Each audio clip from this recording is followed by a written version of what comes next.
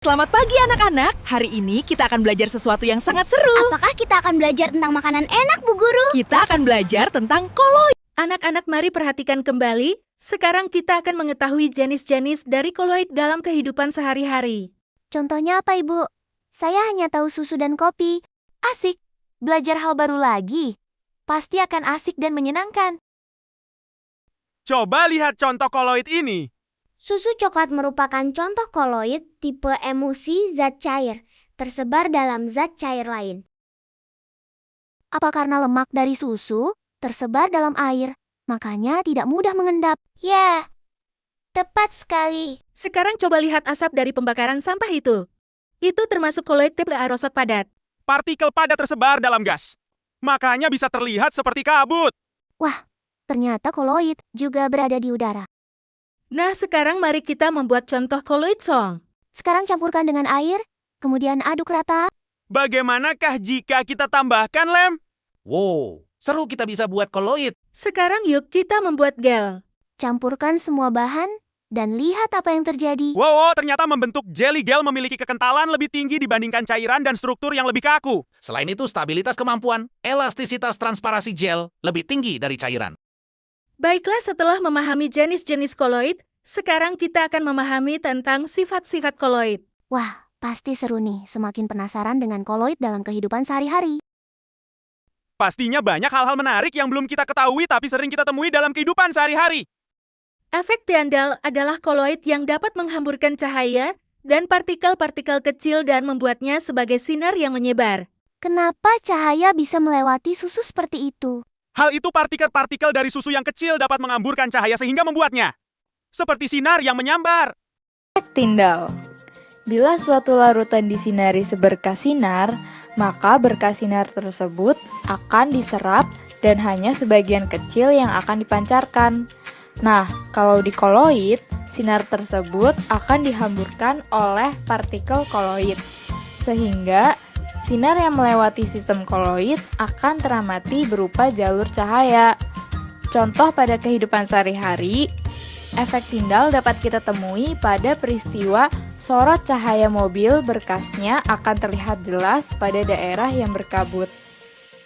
Sekarang kita mengenal gerak Brown. Gerak Brown adalah partikel-partikel kecil yang bergerak acak. Bagaimana kita bisa mengamati gerak Brown? Kita bisa melihat gerak Brown dengan menggunakan mikroskop atau dengan mata. Contohnya dalam kehidupan sehari-hari adalah asap. Rokok yang melayang di udara di mana partikel-partikel kecil asap rok bergerak secara acak karena tumbukan molekul-molekul udara. Gerak Brown. Gerak Brown adalah gerak zigzag dari partikel koloid yang hanya dapat diamati mikroskop ultra.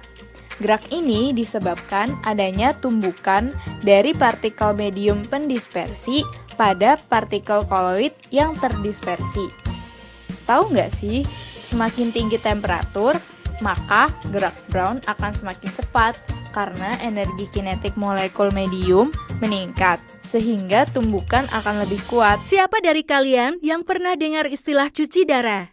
Iya pernah, Bu. Istilah cuci darah sering juga disebut proses dialisis. Proses ini mirip dengan proses cuci darah pada pasien ginjal.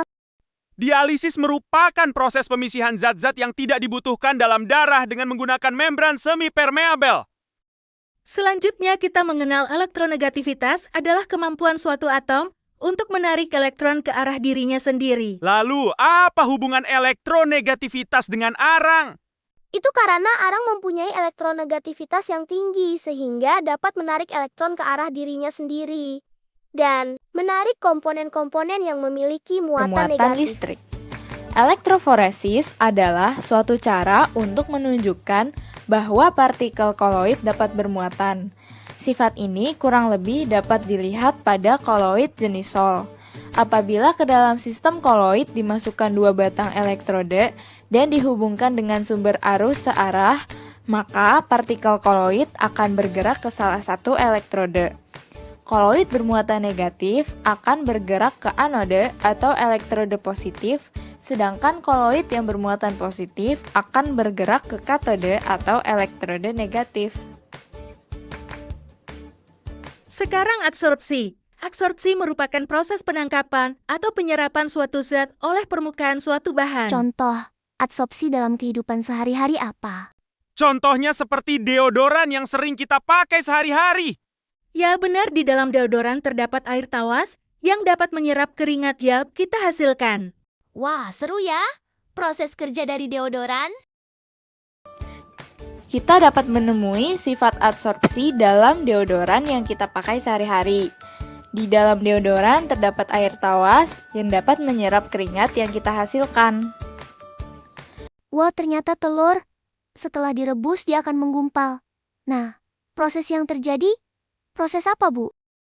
Proses tersebut merupakan contoh dari koagulasi. Koagulasi merupakan penggabungan partikel kecil menjadi partikel yang lebih besar ketika telur direbus protein. Dalam telur mengalami denaturasi sehingga mengalami koagulasi.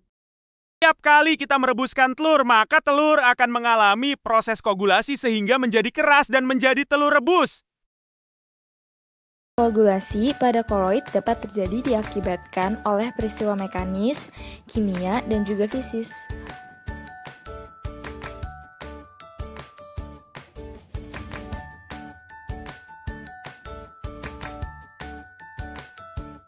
Sekarang siapa yang bisa menyebutkan sifat dan jenis dari koloid? Jenis koloid seperti sol, emulsi, aerosol, dan gel. Sementara sifat koloid seperti efek Tyndall, gerak Brown, dialisis, elektronegativitas, adsorpsi, dan koagulasi. Nah, sekian cerita dan petualangan kita memahami sifat dan jenis koloid. Kita akan bercerita kembali dengan topik contoh koloid dalam kehidupan sehari-hari.